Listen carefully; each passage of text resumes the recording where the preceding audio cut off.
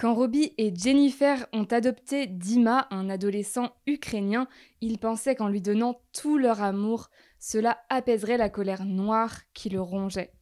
Malheureusement, ça n'a pas suffi. Je vais vous raconter leur histoire. Robbie Tower est né le 15 août 1974, il a donc 49 ans au moment des faits, et il est marié à Jennifer Tower, qui elle est née le 8 février 1975 et qui a donc 48 ans au moment des faits. Ils se sont mariés en l'an 2000 et ils se sont installés dans la ville de Northport, en Floride, une ville de 80 000 habitants au sud de Tampa. Ils travaillent en tant qu'agents immobiliers et ils sont décrits comme des personnes bienveillantes et gentilles, toujours positives, toujours souriantes. Ils sont vraiment appréciés de tout le monde. Jennifer a un véritable amour pour les Rottweilers et c'est pour ça que le couple en a adopté 2. Ce sont des chrétiens pratiquants qui fréquentent énormément l'église locale et ce sont même des missionnaires, c'est-à-dire qu'ils se rendent en mission dans d'autres pays pour tenter de promouvoir leur religion et de convaincre les habitants de s'y convertir. Leur pays préféré pour ces fameuses missions, c'est l'Ukraine et plus précisément la ville de Vinnytsia, une grande ville de 300 000 habitants en plein cœur de l'Ukraine. En effet, ils s'y sont beaucoup rendus et ils y ont de nombreux amis. Malheureusement, malgré leur positivité à toute épreuve, le couple souffre de ne pas pouvoir avoir d'enfants et c'est tout naturellement qu'ils vont décider d'en adopter un dans leur pays de cœur, l'Ukraine. L'enfant sur lequel ils jettent leur dévolu s'appelle Dima, il est âgé de 14 ans, il est né le 4 septembre 2001 et la raison pour laquelle il se trouve dans cet orphelinat, c'est qu'après avoir pleuré la mort de sa maman, il a été abandonné par son papa alcoolique. L'orphelinat dans lequel il se trouve, ce n'est pas, comme on aurait pu l'imaginer, un lieu cosy où on fait très attention au bien-être et au bonheur des enfants. Pas du tout, c'est un lieu vraiment froid qui est comparé par les Towers à une prison et dans lequel Dima n'est vraiment pas bien traité du tout, à tel point qu'il a des bleus sur tout le corps et que quand les Towers l'emmènent au restaurant, il est tellement affamé qu'il peut manger jusqu'à 6 hot dogs. Robbie et Jennifer, qui ont énormément d'amour à donner, sont extrêmement heureux de pouvoir rentrer avec Dima à leur côté et de lui offrir une vie meilleure. Ils l'aiment immédiatement, de manière inconditionnelle, comme si Dima était fait de leur chair et de leur sang. Dima prend l'avion avec son nouveau papa et sa nouvelle maman et il devient officiellement un citoyen américain. Jennifer décrit son fils comme un véritable rayon de soleil et elle dit également que c'était son plus beau cadeau de Noël puisqu'ils sont rentrés avec Dima le 19 décembre 2016. Bon, pour l'adoption, ils ont quand même dû dépenser toutes leurs économies, mais pour Robbie et Jennifer, ce n'est qu'un détail, ils sont tellement heureux d'accueillir Dima que ce n'est pas grave. C'est parti pour une nouvelle vie de famille ponctuée de jeux de société, de voyages à travers les États-Unis et de sorties en tout genre. Les Towers ont l'air d'être une famille heureuse, saine et unie. Ils fêtent les anniversaires et les différents événements ensemble, ils cuisinent ensemble, ils regardent le sport à la télé ensemble, enfin bref, une famille normale et heureuse. Par exemple, à l'occasion des 16 ans de Dima, Jennifer et Robbie ont carrément redécoré la maison, ils ont mis des ballons partout, ils ont mis des banderoles, ils ont fait un grand gâteau, Dima a été plus que gâté et à cette occasion, Jennifer a écrit sur Facebook « Joyeux 16 ans à notre fils Dima. Nous t'aimons un peu plus à chaque minute qui passe. Nous remercions Dieu de t'avoir mis sur notre chemin au moment parfait. Nous t'avons vu grandir de plusieurs manières ces 2 dernières années, avec plusieurs mois passés sans toi. Aujourd'hui, nous sommes chanceux de t'avoir auprès de nous pour ton anniversaire. Ton premier anniversaire aux États-Unis et ton premier anniversaire depuis que tu es notre fils. Nous sommes tellement fiers de toi, Dima. Nous t'aimons et nous avons tellement de chance de t'avoir comme fils. Je remercie la mère biologique qui a accouché il y a 16 ans aujourd'hui et qui t'a mis au monde. Faites que Dieu continue de bénir le chemin que nous parcourons ensemble, mon fils chéri. Les années ont passé et l'amour de Jennifer et Robbie pour Dima n'a fait que grandir malgré les difficultés. En effet, si je vous ai dressé le tableau d'une famille idéale qui vit un bonheur sans faille, eh bien la réalité est bien plus sombre derrière les murs de la maison familiale. Il y a un trouble psychiatrique appelé le trouble réactionnel de l'attachement et c'est un trouble qui survient chez les enfants qui n'ont pas eu une attache émotionnelle suffisante dans leur toute petite enfance. Donc ça peut être des enfants dont les parents se sont montrés maltraitants, des enfants qui ont été placés dans différentes familles d'accueil ou en orphelinat. En fait, c'est des enfants qui n'ont pas eu une personne référente qui était là pour les aimer et leur apprendre finalement ce qu'était l'amour. Donc le résultat de tout ça, c'est que ce sont des enfants qui ont du mal à gérer leurs émotions, qui réagissent très violemment en cas de frustration, ou bien, alors c'est soit ils sont violents, soit ils sont extrêmement tristes, soit l'un, soit l'autre, mais dans tous les cas, ils ressentent des émotions démesurées. Et ce sont aussi et surtout des enfants qui n'arrivent pas à aimer. Ils ont un problème en fait dans leur relation aux autres et en fait leurs parents, donc admettons que des parents les adoptent, eh bien leurs parents adoptifs comme Robbie et Jennifer auront beau faire tout ce qu'ils peuvent pour rendre l'enfant heureux, il est juste incapable de les aimer. C'est impossible pour lui. Je trouve que c'est important de le préciser parce qu'on entend souvent des gens dire qu'ils veulent adopter parce qu'ils vont donner de l'amour à ces enfants et que ça va quelque part les réparer, les apaiser et leur permettre d'avoir une belle vie. Mais c'est pas forcément le cas. Il y a certains de ces enfants qui sont comme cassés pour toujours et on aura beau faire tout ce qu'on peut, tout ce qu'on peut pour leur donner de l'amour, pour les entourer, eh bien ça ne changera rien. Ce sont aussi des enfants, j'ai oublié de le préciser, qui ont tendance à être désobéissants. Ils ont besoin d'avoir le contrôle sur les choses, donc en fait ils vont fixer leurs propres règles et pas du tout obéir à leurs parents. Bon, bien sûr, c'est pas tous les enfants qui ont un passé difficile qui sont atteints de ce trouble, c'est seulement un pourcentage d'entre eux, et il y en a certains qui vont réussir à s'en sortir et à devenir des adultes épanouis, mais pour d'autres, ce trouble va continuer à l'âge adulte et finalement ils vont rester comme ça toute leur vie. Je trouve que c'est quand même important de vous parler de ce trouble parce que c'est pas quelque chose de connu et je pense que toutes les personnes qui envisagent l'adoption devraient connaître son existence pour pouvoir agir en conséquence si jamais. Et même si c'est pas dit clairement que Dima souffrait de ce trouble, vous allez voir qu'on a bien l'impression que c'est le cas dans cette histoire. Robbie et Jennifer, eux, ils étaient pas du tout au courant de ce trouble, comme je vous l'ai dit, ils étaient persuadés que juste en donnant beaucoup d'amour à Dima, en étant là pour lui, en lui montrant à quel point il tenait à lui, ça allait l'apaiser, que Dima allait changer. Mais ce qui est sûr, c'est qu'à peine il est arrivé aux États-Unis, il y a plusieurs des proches de Robbie et Jennifer qui ont remarqué que quelque chose n'allait pas avec le garçon. En effet, l'oncle de Robbie, c'est quelqu'un qui s'intéresse énormément au sport de combat. Et quand il a rencontré Dima, Dima lui a tout de suite dit avoir un fort intérêt pour la boxe. Donc il était tout content d'avoir un point commun avec Dima. Il a commencé à discuter avec lui. Et en fait, au fil de la discussion, il s'est rendu compte que ce qui intéressait Dima, ce n'était pas le sport en soi ou les valeurs véhiculées par ce sport, c'était le fait de pouvoir frapper et faire du mal à quelqu'un d'autre.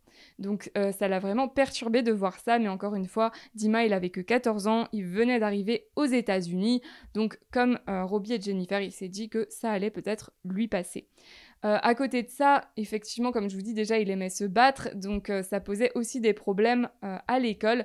Il se faisait souvent reprendre parce qu'il se battait avec ses camarades. Finalement, quasiment 2 ans, jour pour jour après l'adoption de Dima, le 8 décembre 2018, Robbie et Jennifer ont été contraints d'appeler la police. Ils ont compris, je pense, à ce moment-là que finalement leur amour ne suffisait pas et ils ont demandé à bénéficier de la loi Baker Act. Donc le Baker Act, c'est une loi qui permet aux habitants de la Floride de demander l'internement d'urgence d'un de leurs proches, donc en cas de maladie mentale ou de problème quelconque.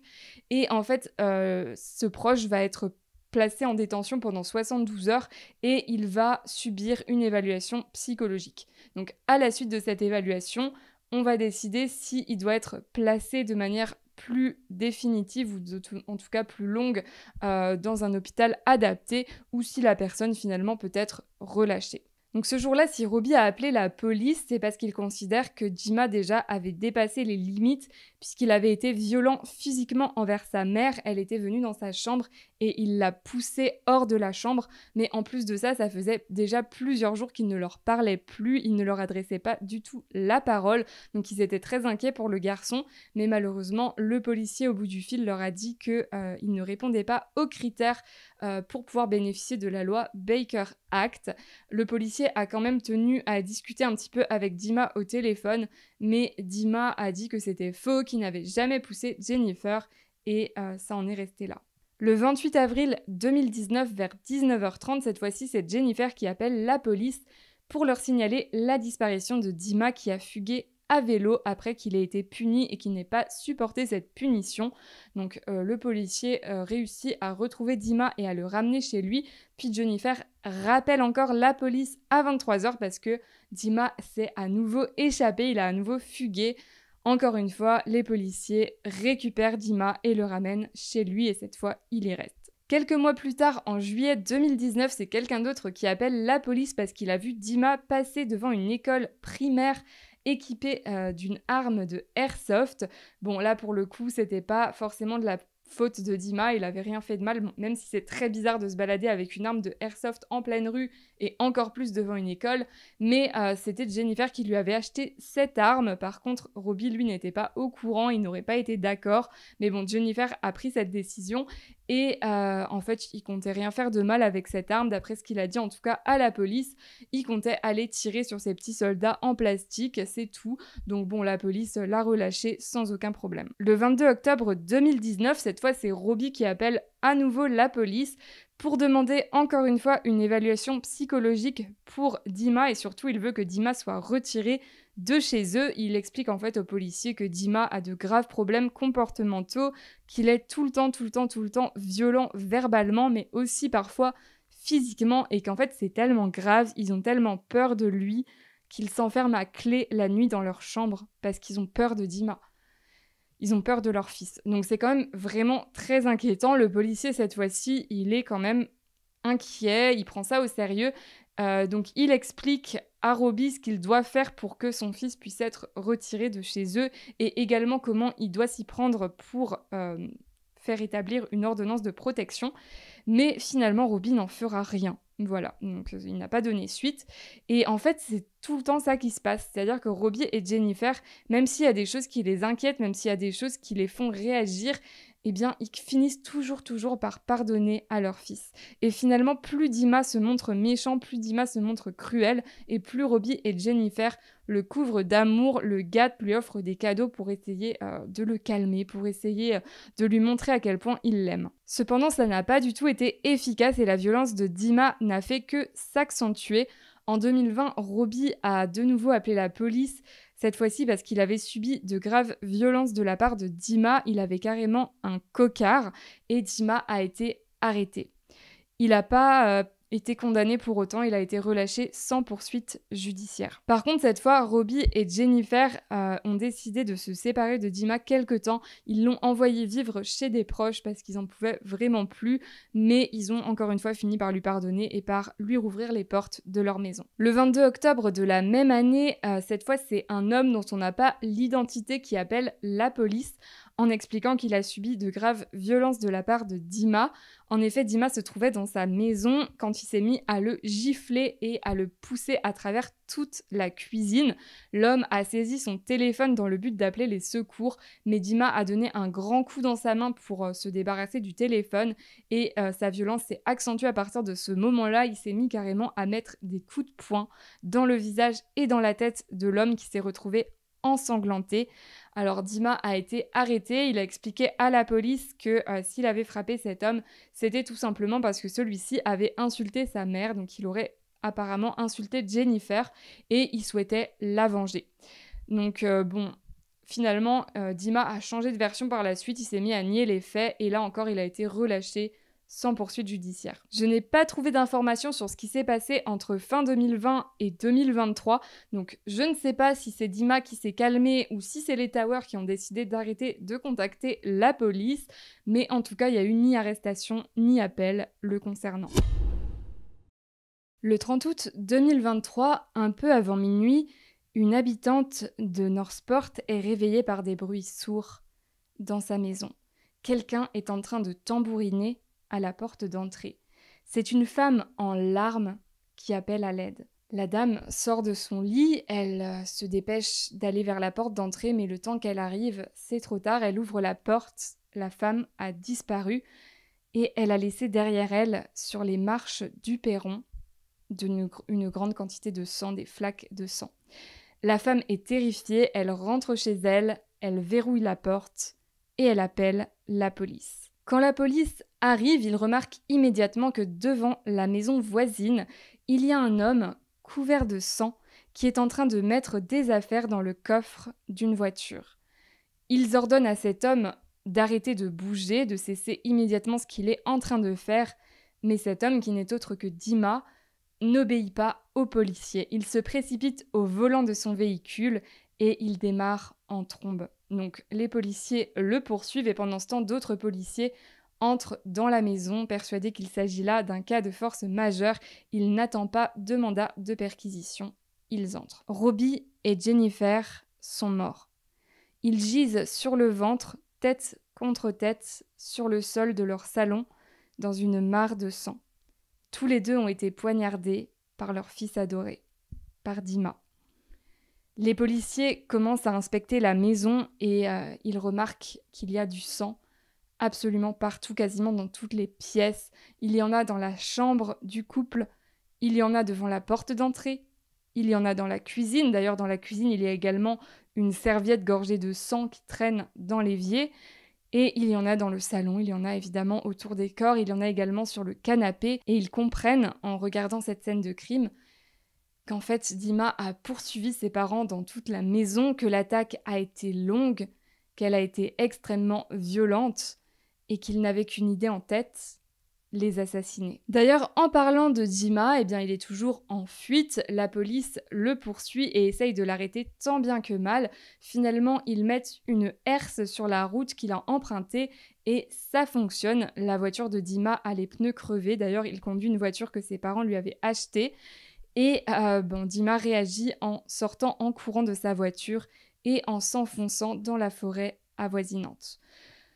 Donc là, les recherches sont très difficiles puisque je vous ai dit que la police avait été appelée vers minuit, donc il fait nuit noire. La police doit chercher Dima dans une forêt extrêmement dense. En plus de ça, il y a eu une tempête de pluie peu de temps auparavant, donc le terrain est glissant. La police a quand même mis le paquet. Ils ont envoyé des chiens, ils ont envoyé des équipes du SWAT, ils ont envoyé des hélicoptères, mais Dima n'est retrouvé que le matin.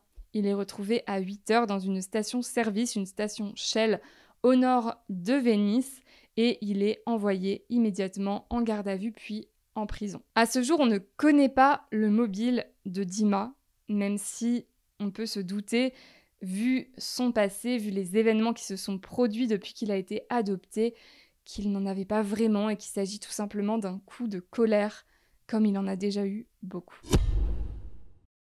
Comme c'est une histoire très récente qui date carrément de ce mois-ci, je n'ai bien évidemment pas encore les informations sur la condamnation de Dima et comme je vous l'ai dit, on n'a pas non plus d'informations sur son mobile s'il y en a un, mais je vous ferai un update dès que j'en saurai plus, je vous mettrai ça dans l'onglet communauté. Les proches et les voisins de Robbie et Jennifer, eux, sont dévastés, ils ne comprennent pas du tout comment ça a pu arriver, étant donné que Robbie et Jennifer étaient les deux seules personnes dans la vie de Dima à l'aimer, à le protéger, à s'occuper de lui, à faire tout ce qu'il faut pour son bonheur. Et en plus de ça, ils avaient dépensé les économies d'une vie pour l'avoir auprès d'eux. Ils tenaient vraiment à Dima.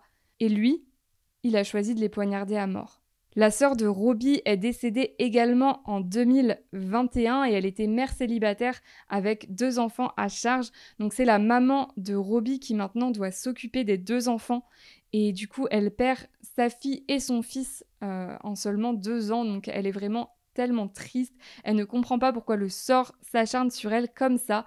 Et elle affirme que Robbie et Jennifer étaient des parents aimants qui faisaient tout pour leur fils et qu'ils vont énormément lui manquer. C'est tout pour cette histoire, je vous retrouve en commentaire. N'hésitez pas à liker cette vidéo si vous l'avez appréciée et à vous abonner pour ne pas manquer mes prochaines affaires.